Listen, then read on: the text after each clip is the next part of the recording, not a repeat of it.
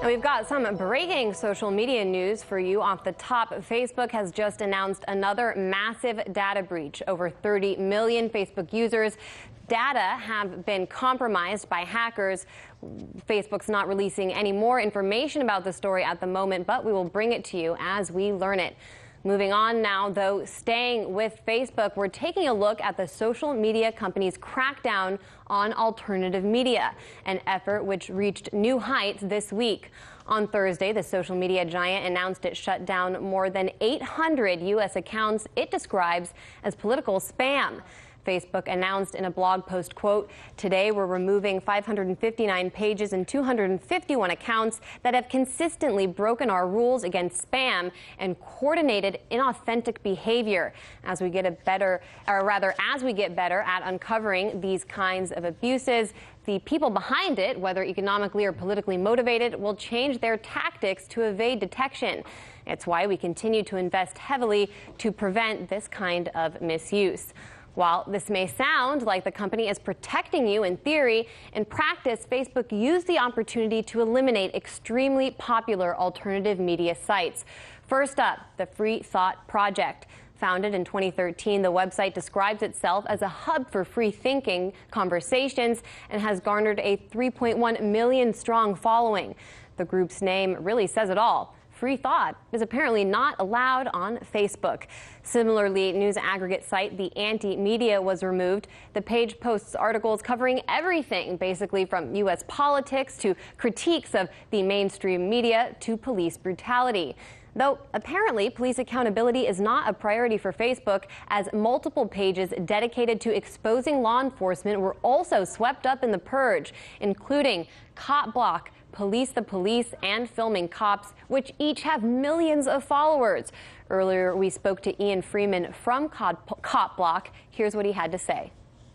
So Facebook, of course, is a privately run company, and they can do whatever they want with their rules. It sucks, especially after you've had a page that's generated, I don't know how many, I think it was up to probably 1 million plus likes, and it sucks to have all that just thrown down the drain. But that's the world we live in. I think the best solution that groups like Cop Block and others should look at is decentralization. Instead of relying on these big mega corporations, use alternatives like the Mastodon platform, which does basically what Twitter does, but without anybody who's centrally in control of it. So I think that rather than begging or pleading Facebook to change their mind, people just need to create the alternatives. But it's not just large outlets that were censored. Individual people had their accounts frozen as well, including RT America's very own Rachel Blevins, who's built a fan base of nearly 70,000 people. Rachel took to Twitter on Thursday to declare, quote, "Facebook took down my page, labeling it as spam, when I've spent 4 years working to build that page and using it to post the articles I wrote and videos of my reporting. This is so incredibly wrong and is affecting hundreds of similar pages." With Facebook censorship in question, we're joined now by our live panel. Daniel McAdams, Executive Director of the Ron Paul Institute, joins us.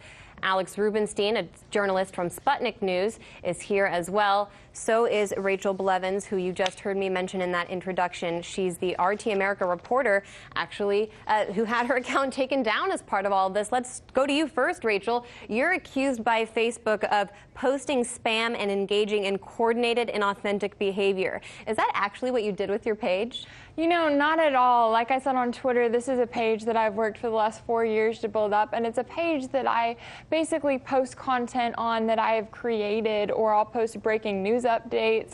It's something that everything I post has been researched, it's fact-based, and it's all news-related. So for Facebook to say that, and especially in such a vague way where they didn't point to any certain post or anything like that, is really just bizarre, and it's also really frustrating. Yes, and I can vouch for the fact that you're a very hardworking journalist. All of us who work with you in the newsroom see that. So it's curious that Facebook would say it can just call you something like spam. Now, Alex, this purge came about a month after Twitter banned right-wing commentator Alex Jones for life, following similar moves by Facebook and YouTube. At the time, many people looked the other way and kind of said, well, his views are so offensive, mine aren't, so I'll never be impacted by this kind of censorship. What's your response to that? Well, you know, it's funny, Anya, because I noticed that the mainstream journalists had absolutely nothing to say about this, and when they did, it was just ridiculing Alex Jones and actually ridiculing anyone who said that Alex Jones should not have been banned. And what that signifies to me is a level of groupthink that's really reaching dangerous levels.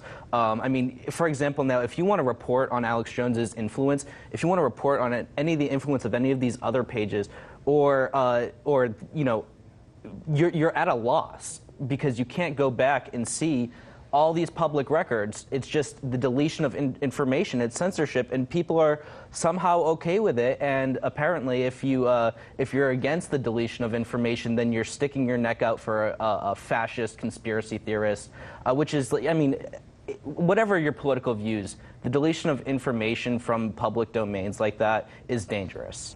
Let's bring in Daniel, because Facebook says it's working to invest in efforts to prevent so-called misuse.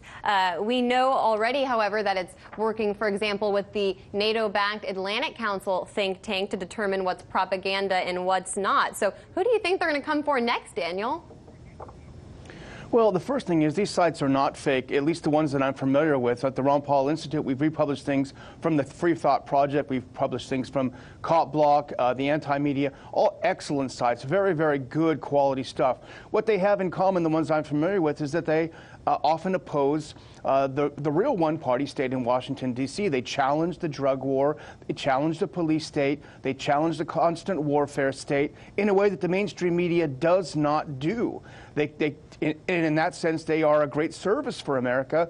We should be happy, but what the government's done has outsourced its censorship. It knows because of the First Amendment they can't just go and crack down. So as you started out saying, Anya, they contracted with the Atlantic Council in May. The Atlantic Council is a U.S. government-funded entity. So this is U.S. government money going to censor the American media. And as such, the argument that this is just a private company, I think, is starting to wear pretty thin.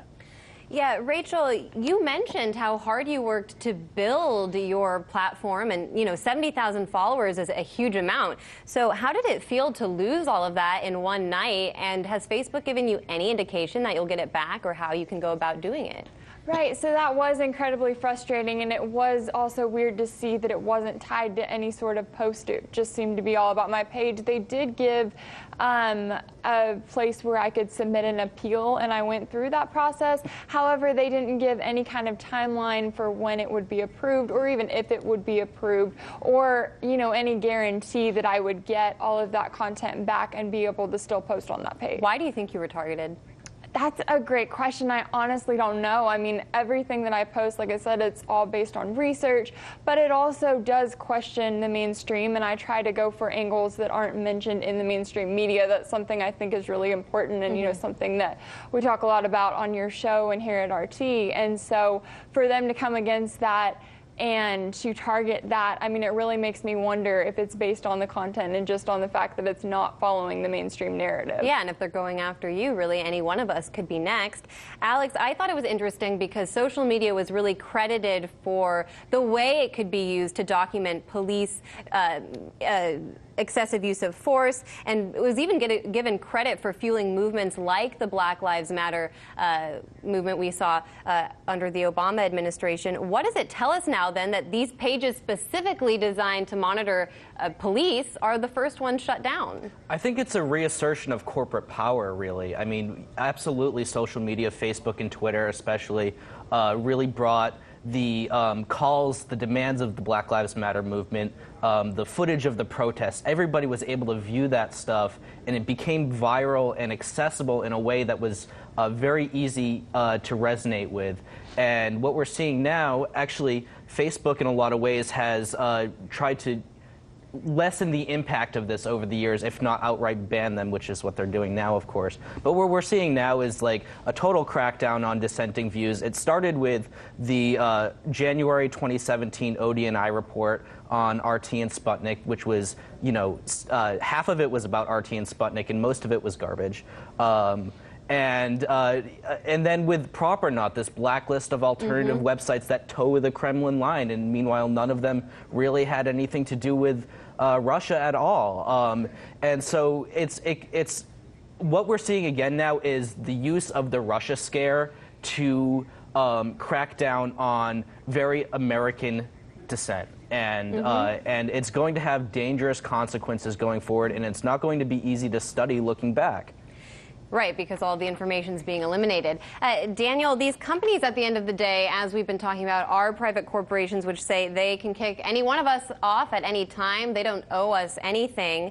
Do you feel that Facebook and Twitter should have the right to regulate private platforms that are so widely used? They really do feel like a public space. Well, I'm certainly against the government getting involved in this because the government is thrilled that these sites are taken down. Trust me, they don't want cop block. They don't want sites questioning the U.S. empire. But the issue is increasingly whether these are genuinely private companies. You know, the previous speaker talked about the corporations. I think that's only seeing half the picture, because as we learned, of course, from the Snowden revelations in 2013, Facebook, among other social media sites, was lavishly funded by the NSA to participate in the PRISM program, mass surveillance of Americans. So if these companies are getting billions of dollars directly or indirectly from us, the taxpayers, at what point do we start saying, maybe these aren't such private corporations. Maybe there's another word to describe it. Maybe it's corporatism. Maybe it's fascism. Or maybe these websites should be treated in another way altogether. There are different sides of this argument, Alex. I don't know. What do you say to people who point out this contradiction? I mean, I think that there's an argument to nationalize it. I don't think that under this government that would end particularly well. But if we're looking for a word for it, I think the perfect word is neoliberalism, because neoliberalism literally means the outsourcing of the responsibilities that traditionally belong to the government to the private sector. And so as far as domain over public spheres, I think Facebook, Twitter, and YouTube, Google, all these social media companies certainly fit that criteria. And Rachel, I just want to give you the chance to tell viewers again how you've individually been impacted by this and what you think people should be asking and questions should be raised at this time.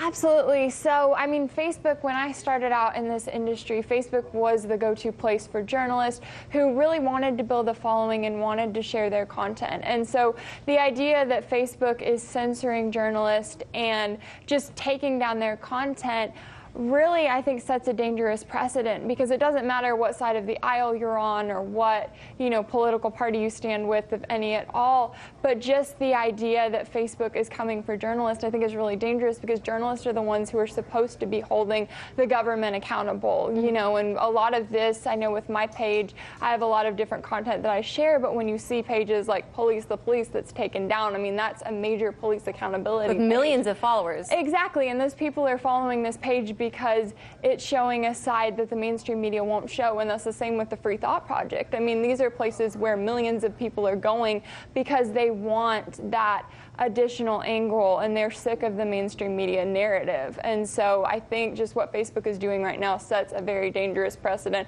and it's something that people need to start talking about. Even if it's not happening to them specifically, it still is a really important topic. And it's difficult because this is happening after all of us have been kind of roped in to the point that we're dependent on these platforms. All of us at the Ron Paul Institute, Sputnik, independently or as part of RT, use these social media companies to get information out or to find information for ourselves. And so now we're really left with, what do we do? What do we do next? I hope that we at least see your case resolved and these other issues resolved soon, because we don't want you to lose out on your followers. But unfortunately, I don't see this getting better anytime in the near future. Alex Rubinstein, Rachel Blevins, and Daniel McAdams, thank you both all so much for coming on today. And we're going to take a short break, but we'll be right back with some international news. Stay tuned. Hey YouTube, thanks for checking out our channel. We hope you enjoyed the video. We have tons of content for you just like this. For more of RT America's one-of-a-kind news and analysis, be sure to subscribe and never stop questioning more.